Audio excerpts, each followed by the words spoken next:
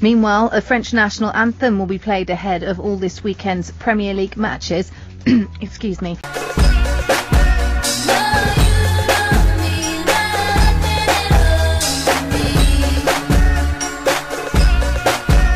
Prepared to divulge on air what you said off air about Raheem Sterling and how Liverpool should treat him? Oh, well, you know. No, I'll divulge what I'd do. If I was playing centre-back, I'd put him in row Z. Okay. Straight away, as a Liverpool player. As a professional, if I was a Liverpool player, of course I would. Okay. Paul's a Liverpool fan. How you doing, Paul? It's a man's game, Adrian. Yeah. How you doing, Paul? Can you give him a slap with your dummy round here? You want me to give him a slap, yeah? Yeah, I've been on about 6 times and put him in his place before. Oh, yeah, Paul. You're one of them clever Liverpool fans, aren't you? Yeah, no, I am, mate.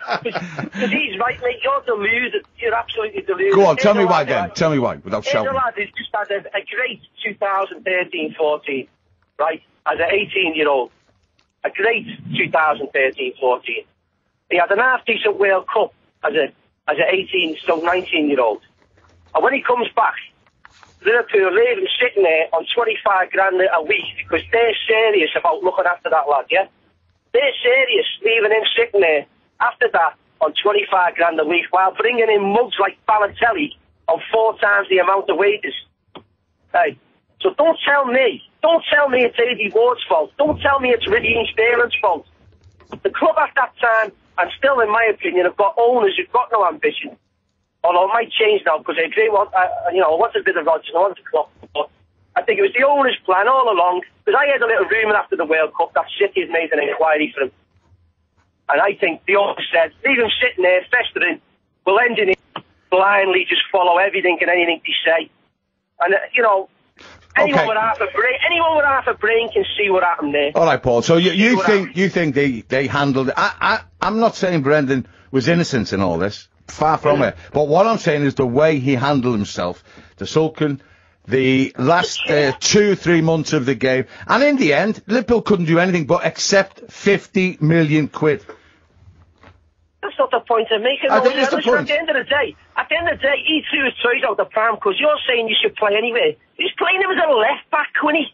What's that? No, I did raise my eyebrow at that. And he knew what was going on, mate, and he was the one acting like a baby. Not Sterling. Oh, I'll prove me point to you, I'm bigger than you. I'm glad he got got rid of the idiot, because he's even worse than you. Oh, Paul, listen, let's not be horrible about people. Let me ask you this. You want Liverpool to win every game. You want them to win on Saturday. So to that end, to try and unsettle an opponent, would you boo Raheem Sterling? I would never boo anyone in my life, because you just look like a moron, mate, booing people. What's all that about? Hey? It's like grown men wearing football tops with big beer bellies, mate. That's not what it's about. I think Quinny is doing you here, mate. Come on, stick up for yourself, for God's sake, man. You've never booed anyone in your life. No, never booed anyone. Never booed anyone. There, I might go boo, boo. What's up? Hey, I'm a grown man. Grown man, mate. Not even Everton. Thanks for your call. Oh, that's just outstanding. What a call to start with. Bloody.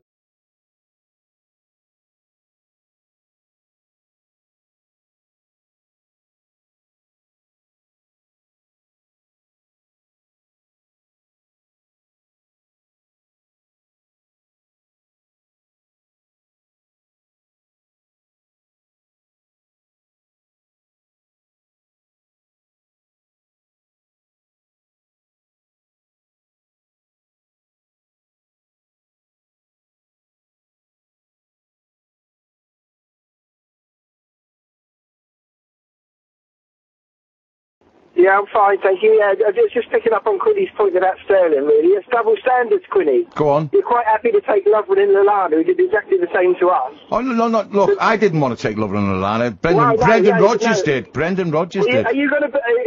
you can have them back if you want. You're out of order. Well, I'll tell you what, we probably wouldn't have him back either, to be honest. I know you wouldn't. Yeah, that money's gone a long, long way, actually. But my point around it is that it comes and goes, isn't it? That's football. My point, Richard, my point at the time, maybe a little bit different with Lovren and Lallana, because they were lured by Brendan Rodgers to go to a bigger club.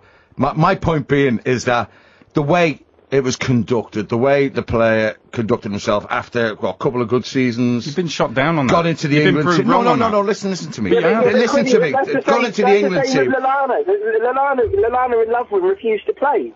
It's no different. Yeah, no. My point being is that I thought the best for the player, this was my advice, and a lot of pundits' advice, was to stay another season for Liverpool and develop and grow.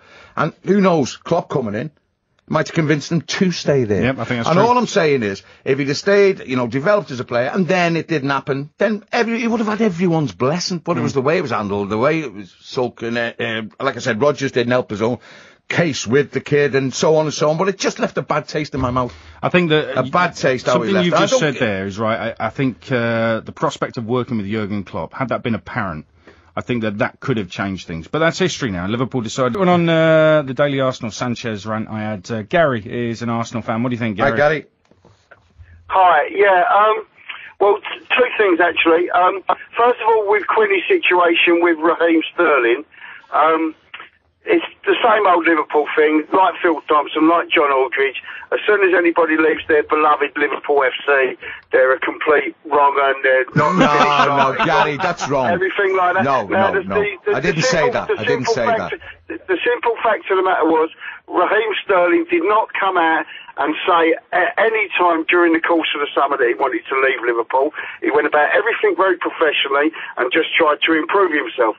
At no point when Raheem Sterling was a Liverpool player did any of these Liverpool legends come out and say that he was a developing player, he weren't worth 50 million, he weren't worth this, he weren't worth that.